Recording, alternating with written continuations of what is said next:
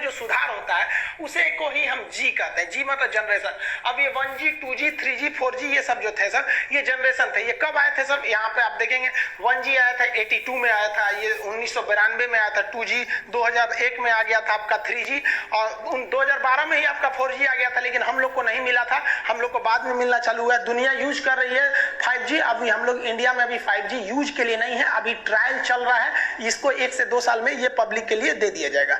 अब इसमें मेन अंतर क्या होते हैं समझिए ध्यान से। 1G जो मोबाइल था उसकी स्पीड बहुत कम थी, लगभग 24 KB का था। सोचिए एक इमेज अच्छा से नहीं भेज पाएंगे वहां पे, और इसकी मोबाइल जो थी वो उसमें एक एंटीना निकला रहता था बहुत बड़ा साइज का, और इसकी सबसे बड़ी खराबी क्या थी, स्पीड कम था, और इससे आप मैसेज नहीं कर सकते हैं, केवल कॉल करेंगे। अतः हम ये कह सकते हैं कि जो 1G टेक्नोलॉजी था वो डिजिटल कुछ लिख नहीं सकता था, ये केवल एनालॉग सिग्नल भेजता था और कॉल कर सकता था।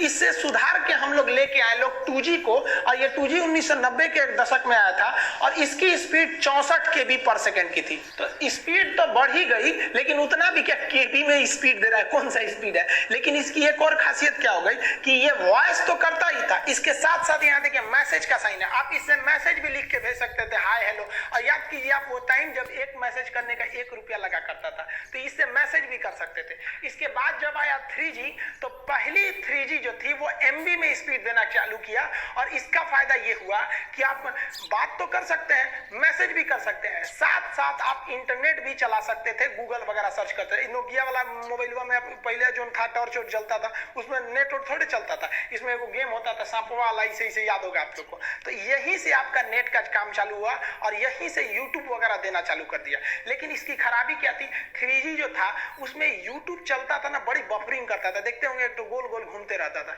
जिस वजह से इसमें 3.5 लाया गया, 3.7 लाया गया, तो मतलब इसी से थोड़ा थोड़ा और सुधारा गया ताकि उसमें बफरिंग कम हो सके। 3G में ये सब मोबाइल वगैरह आने लगे सब, जिसको आप मल्टीमीडिया मोबाइल कहते थे, 3G के उसमें आ गए।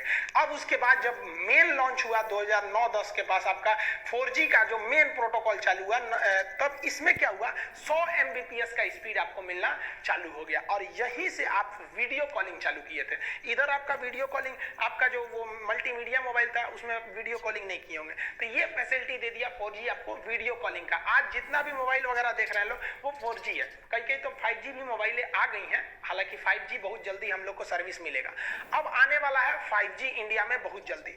इसकी खासियत क्या होगी, ये सेम 4G की तरह होगा, लेकिन उससे स्पीड ज्यादा होगा और एडवांस ज्यादा होगा। ये मोबाइल के साथ साथ दूसरे चीज को कनेक्ट कर देगा। आप अपने कार को अपने मोबाइल से कनेक्ट कर दीजिएगा ना, तो जैसे यहाँ मोबाइल में घुमाइए, उधर कार घूम रहा है, फ्रिज को कनेक्ट कर दीजिए 5G, तो फ्रिज में भी 5G टेक्नोलॉजी होना चाहिए। और दरवाजा खोलना है तो यहीं से खोल दीजिए, इन्वर्टर बंद करना है यहीं से कर दीजिए। आप पता चले आप मान लीजिए गए हैं दिल्ली, आपका घर है चेन्नई में, आप भूल गए कि इन्वर्टर तो बंद नहीं किया, तो 5G टेक्नोलॉजी रहेगा ना, तो वहीं से ऑफ कर दीजिएगा तो वो ऑफ हो जाएगा।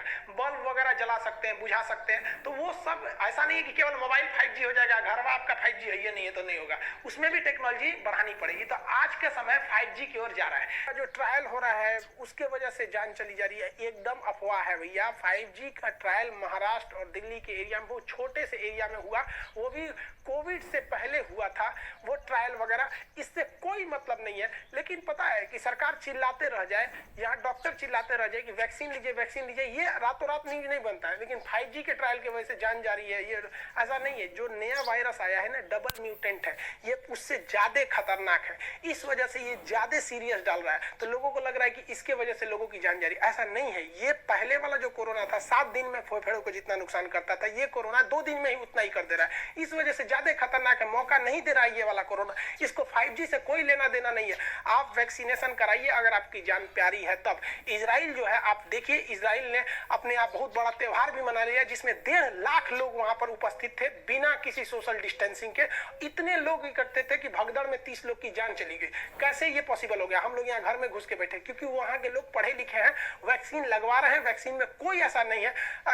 सोचा कुछ जो वैक्सीन के बारे में अफवाह फैला रहे हैं, सोचा को जेल में डाल देना चाहिए सचुरों को। यहाँ पे अजीब अजीब है सर, अफवाह पे मत जाइए। देखिए बचपन में भी हम लोग को बहुत अफवाह उड़ाया गया था कि मेढक मार दोगे तो कान पक जाता है। कान जी कान पकेगा। स्कूल जाते थे लोग तो कहते तो पेंसिल का ये जो छिलका होता है इसको दूध में डालो तो रबड़ बन जाता है। मोर के पंख को हम लोग चौक खिलाते थे लोग। अजीब हालत है। यहाँ पे कहते बर्तन में खाना मत खाओ जिसमें बनता है, नहीं तो शादी में बारिश होने लगेगी, सूप जो चावल फट कर जाता है आगे मत जाओ नहीं तो देर से बिया होगा, या फिर दहेज नहीं मिलेगा, बगुला उड़ के जाएगा तो बगुला बगुला तार दे सोने के तलवार, ये सब क्या था? ये सब अफवाहें थी। तो हम हिंदुस्तानियों को बचपन से ही आदत है कि गुल्लर के फूल पड़ जाता है तो कोई चीज खत्म नहीं होता है, तो इस अफवाह पे ध्यान नहीं देना चाहिए। वैक्सीन कारगर है। हमारे भाई साहब सीरम इंस्टीट्यूट ऑफ इंडिया जो पुणे में इसका हेडक्वार्टर है, उसके मालिक आधार पुणे वाला, इन्होंने भारत छोड़ के लंदन शिफ्ट हो गए कुछ दिन के लिए। रीजन इन्होंने बताया कि कुछ मुख्यमंत्रियों, कुछ बड़े बड़े उद्योगपतियों, अधिकारी तथा बड़े रसूख वाले लोग इनको फोन करके धमकी देते थे, और जिस वजह से ये बहुत ज्यादा फ्रस्ट्रेशन में थे और ये लंदन शिफ्ट हो गए। और इन्हें पत्रकारों ने पूछा कि आप इस बढ़ते कोरोना को ले किसे जिम्मेदार मानते हैं, क्या आप चुनावी रैली या कुंभ के मेला को जिम्मेदार मानते हैं? तो इन्होंने कहा कि अगर हम इसका जवाब देंगे तो हमारी जान भी जा सकती है। ये देश के लिए बहुत गलत बात है। कोई भारत का इतना प्रतिष्ठित व्यक्ति जिसके ऊपर पूरे देश की वैक्सीनेशन की जिम्मेदारी, लोगों की जान की जिम्मेदारी होगी, वैसे व्यक्ति को अगर सुरक्षा कारणों से बाहर जाना पड़े और बाहर जाके वो ट्वीट करे या ऐसा करे, तो ये बहुत गलत संदेश जाता है देश के लिए। ऐसा नहीं होना चाहिए। हालांकि सरकार ने उन्हें वायु सुरक्षा दी थी। ये बहुत शर्म की बात है कि इतने बड़े व्यक्ति को वायु सुरक्षा दिया जाए। इनके लिए देखिए, सुरक्षा का के लिए ये केवल ये नहीं होता है कि उसे जान से खतरा है। सुरक्षा एक डिग्निटी, एक स्पेशलिटी को भी दर्शाता है, जो दिखाता है कि देश आपके सम्मान के लिए कितना खड़ा रहता है। आप एक मामूली नेताओं के लिए अगल बगल में बड़े बड़े सिक्योरिटी दे सकते हैं, इतने बड़े लोगों को नहीं दे सकते। ये लंदन चले गए। अब कुछ लोग का कहना है कि क्या वैक्सीन का प्रोडक्शन प्रभावित होगा? कुछ प्रभावित नहीं होगा। किसी के ये खुदे थोड़ी ना वैक्सीन बनाते थे, इनके अंडर काम करने वाले वो पूरी तरह से बनाएंगे। इनका कहना है कि गवर्नमेंट ने मार्च में हमें ऑर्डर ही कम दिया, तो खरीदने वाली कंपनी तो गवर्नमेंट थी, हम बना के क्या करेंगे अगर कोई खरीदेगा ही नहीं। और आप याद कीजिए कि सीरम इंस्टीट्यूट में एक बार आग लग गया था, तो एक तो उस समय प्रोडक्शन प्रभावित हुआ था, एक अभी वर्तमान समय में सीरम इंस्टीट्यूट जो है वो 7 करोड़ डोज पर डे बना रहा है। लेकिन इतनी बड़ी जनसंख्या को पूरा करने के लिए इनका टारगेट है कि 10 करोड़ वैक्सीन के डोज पर डे बनाए जाए।